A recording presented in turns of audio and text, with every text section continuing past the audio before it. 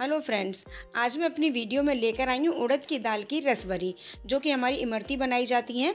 उन्हीं के लिए मैं उन्हीं से, जैसे इमरती हमारी बनने में थोड़ी सी प्रॉब्लम देती हैं, घर में बन नहीं पाती हैं, तो उसकी जगह हम आपको ये रसवरी बनाना सिखाएंगे, जो कि बहुत ज़्यादा आसानी से बन जाती हैं और बहुत ज़रूरी भी होती हैं।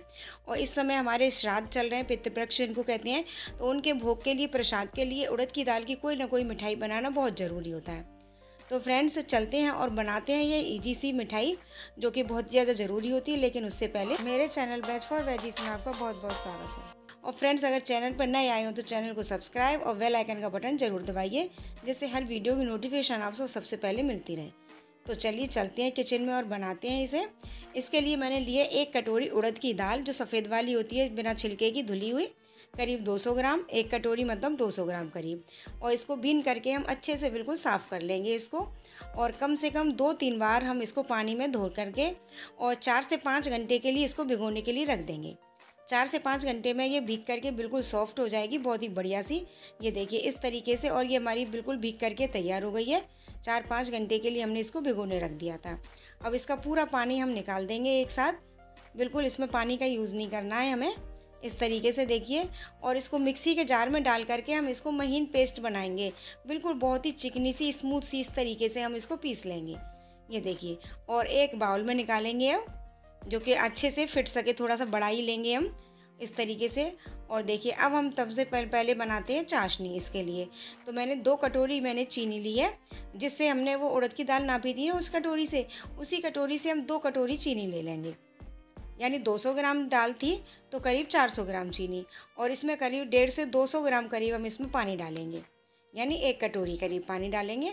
और इसकी बस चाशनी बनाएंगे इस तरीके से हम घोलते हुए। और गैस का फ्लेम मीडियम रखेंगे, हाई फ्लेम नहीं रखेंगे, अदरवाइज ये चीनी मतलब घुल नहीं पाएगी और पानी जल जाएगा। तो इसलिए मीडियम फ्लेम पर ही हमें इसको चलाते हुए इसकी चाशनी तैयार करनी है। और देखिए, तब तक चाशनी बन रही है, तब तक हम इस दाल को अच्छे से फेंट लेंगे, या तो किसी चम्मच से या हाथ से, किसी चीज़ से भी आप इसको अच्छे से फेंट लीजिए। करीब 10 से 15 मिनट इसको फेंटने में लग जाएंगे।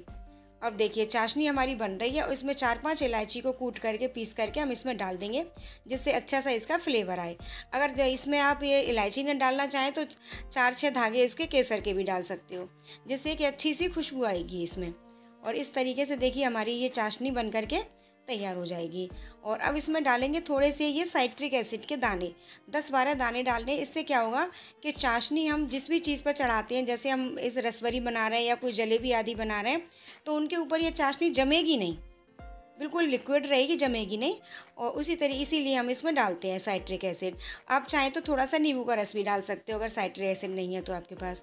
और देखिए, हाथ से देख लेंगे हम इसको, बिल्कुल ना तो हमें इसका तार बनना है और ना ही हमें इसको गोली बनानी है, बस चीनी घुल जाए, थोड़ी सी गाढ़ी हो जाए, बस उस तरीके से हमें इसकी चाशनी तैयार करनी है।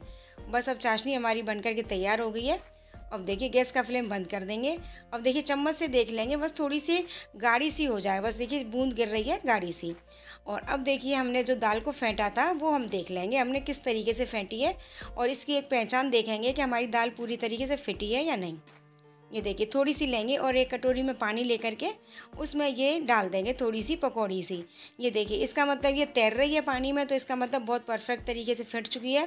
अदरवाइज नहीं फिटती है तो इसमें डूब जाती। तो अब ये तैर रही है, तो इसका मतलब अच्छे से दाल हमारी फेंट चुकी है। अब इसमें डालेंगे थोड़ा सा कलर देने के लिए, जैसे मार्केट स्टाइल में बनता है ना कलर, उस तरीके से थोड़ा सा मैंने ऑरेंज कलर डाला है, बस 1 पिंच करीब। फूड कलर है ये, बिल्कुल जो खाने वाली मिठाइयों में डलता है। और इसको भी हम अच्छे से अब इसमें मिक्स कर देंगे। कलर में थोड़ा सा कलर आ जाता है तो अच्छी सी, सुंदर सी लगती हैं। अदरवाइज़ आप बिना कलर के भी बना सकते हो, कोई प्रॉब्लम नहीं, जैसी आपको पसंद हो वैसी।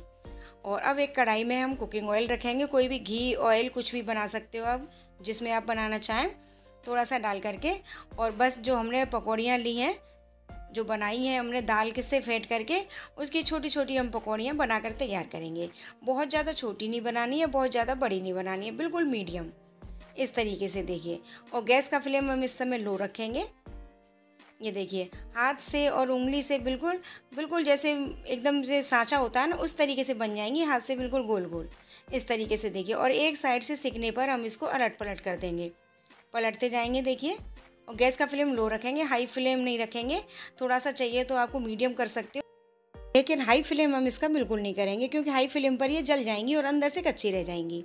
बस मीडियम फ्लेम पर ही हम इसको क्रिस्पी होने तक सेक लेंगे। देखिए अभी हमारी सेक चुकी हैं, बिल्कुल बहुत ही बढ़िया सी सिक्कर तैयार होती है, बहुत ही क्रिस्पी सी। अब इनको हम एक प्लेट में निकाल लेंगे सभी को। और ये जो चाशनी हमारी थोड़ी सी, जब तक हमने सेकी तब तक थोड़ी ठंडी हो गई, तो गर्म सी करनी है हमें, क्योंकि ये थोड़ी सी जम सी जाती है ठंडी होकर के। तो अब इसको थोड़ी सी गर्म कर लेंगे हल्की सी 2 मिनट के लिए। और देखिए अब देखेंगे हमारी पकौड़ियाँ कैसी बनी हैं। ये देखिए कितनी क्रिस्पी बनी है, और देखिए देखने में पता चल रहा है अंदर से बिल्कुल सॉफ्ट भी हैं बहुत ज़्यादा। देखिए किसी कोई भी पकौड़ी को उठाकर देख सकते हो आप, बहुत ज़्यादा क्रिस्पी बनी है हमारी। और अब हम इसमें गरम वाली चाशनी में थोड़ी सी गरम कर ली है हमने, और इस चाशनी में हम सबको डाल देंगे इस तरीके से। देखिए और करीब इसको चाशनी में हमें 10 से 15 मिनट के लिए कभी इसको डुबो करके रखना है इसमें, जिससे कि इसमें रस जो है अंदर तक भर जाएगा। और देखिए इसके बाद हम रस भरने के बाद हम इसको निकाल लेंगे एक बाउल में। देखिए और ऊपर से बस जो छिलके होते हैं ना इलायची के, उनसे मैंने गार्निशिंग कर दी है। आप चाहे तो किसी भी ड्राई फ्रूट से भी कर सकते हो, बट इसमें रस भरी में ड्राई फ्रूट्स की ज़रूरत नहीं होती है। बस इसी तरीके से हम थोड़ी सी, बस सुंदर लगे उसके लिए हमने थोड़ी सी गार्निशिंग की है इसकी। तो देखिए कितनी बढ़िया सी हमारी रसभरी बनकर तैयार होती हैं, और कितनी इजी बन गई, बहुत ज़्यादा मेहनत नहीं इनकी। अगर हम इमरती बनाते हैं घर में तो थोड़ी सी टिपिकल होती है, बन तो जाती है पर थोड़ी सी टिपिकल होती है इमरती, लेकिन इमरती की तरह आप इसको बनाएंगे तो बिल्कुल टेस्ट इमरती का ही आएगा, और बनाने में आसान होती है। तो आप घर पर भी अपने पितरों का भोग लगाने के लिए, प्रभु का, भगवान जी का भोग लगाने के लिए भी इन रसभरी को बना सकते हो। बहुत ही ज़्यादा टेस्टी बनती हैं, और बहुत ही ज़्यादा अमेजिंग तरीके से, बहुत ही ज़्यादा आसान तरीके से बन जाती हैं। तो फ्रेंड्स वीडियो कैसी लगी हमें कमेंट बॉक्स में लिखकर ज़रूर बताइए। वीडियो को अधिक से अधिक लाइक कीजिए और शेयर कीजिए, और अभी तक आपने चैनल को सब्सक्राइब नहीं किया है तो प्लीज़ चैनल को सब्सक्राइब कर दीजिए, साथ में बेल आइकन का बटन दबा दीजिए, जिससे हर वीडियो की नोटिफिकेशन आपको सबसे पहले मिलती रहे। तो मिलते हैं नई नई रेसिपीज़ के साथ, तब तक के लिए बाय बाय।